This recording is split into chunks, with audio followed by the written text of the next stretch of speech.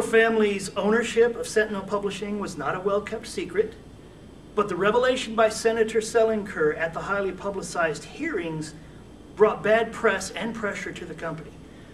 Dominic Cattaneo ordered that the company be dumped as part of his efforts to avoid further government scrutiny. But finding a new owner wasn't easy. Eventually, Tucci was able to sell the company to Douglas St. John Dewberry, an eccentric magazine publisher and UFO enthusiast from Chicago. St. John Dewberry, who published magazines like Theremin Aficionado and The Flying Saucer Report, and affected both a dubious British accent and an even more dubious claim to lordship as Sir Douglas, saw the opportunity to take over the still successful comics company at an enormous bargain. He put veteran comics editor Abe Marmelstein in charge as publisher. Sentinel still had a lot of assets when I came in. The superheroes were still there, the westerns. First thing I did was I killed off the crime and the horror stuff, that got all the bad publicity. And I concentrated on the stuff that nobody could object to. That included Sentinel's newest hit character, the Wraith. Bob Tucci had asked for a superhero who could appeal to girls, and after a couple of failed tries, hit on the story of Maya Montgomery, college student and heiress, whose boyfriend is killed in a robbery gone bad and decides to take up costumed identity to rid Rook City of evildoers. Her first artist was Walt Sherrick, a Sentinel regular who had also worked on the crime and horror lines. Julia Tucci had been the office manager for Sentinel, but also wrote a lot of the early scripts. As soon as Ray started to take off in mystery comics, Sherrick took credit as her creator. Now, his art was important to the success of the character, but Julia created and wrote all of the early scripts and created the villains in the supporting cast, the Mr. Hideous, the Ermine, Skeleton Key.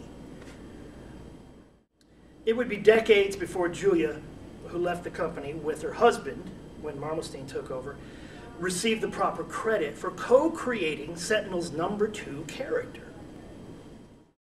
Meanwhile, Harvey Brooks was still turning out very popular work on Legacy, and when Marmelstein opened up the lines for more superheroes, he started creating new ones.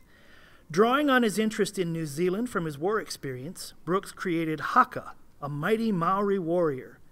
The mysterious scholar shared mystery comics with Wraith.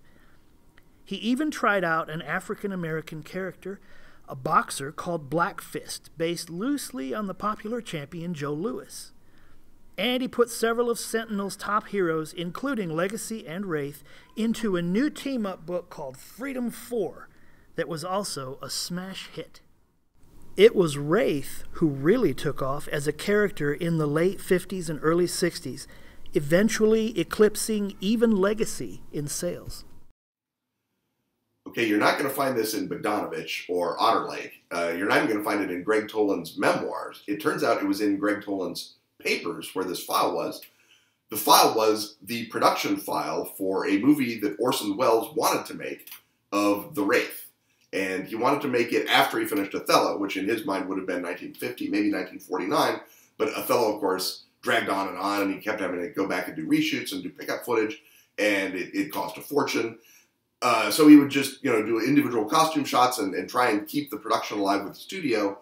He wanted to play the Wraith himself, but he, even in 1950, that was really not going to sell. We were this close to getting an Orson Welles film of the Wraith. And if you can imagine, not just how great a movie that would have been, The Dark Knight, Avant la Lettre, but also it just would have been great for comic books as art, I think.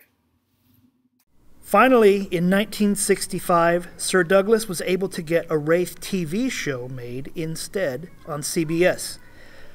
Starring Barbara Feldon as the costume crime fighter, the half-hour show was campy and tongue-in-cheek, poking fun at the absurdity of superheroes while the characters treated every situation with complete earnestness. For 3 seasons, the show was a ratings hit, while real fans of the character were frequently outraged at having their heroine being treated as ridiculous. It is too late for you, Mr. American Detective Tony Torres. My plans to fluoridate the water of this babushka Rook City have already succeeded, and your precious mask-fed wraith is already dead. What? No! It can't be! It's true! I hurled her off a building myself. She's definitely dead.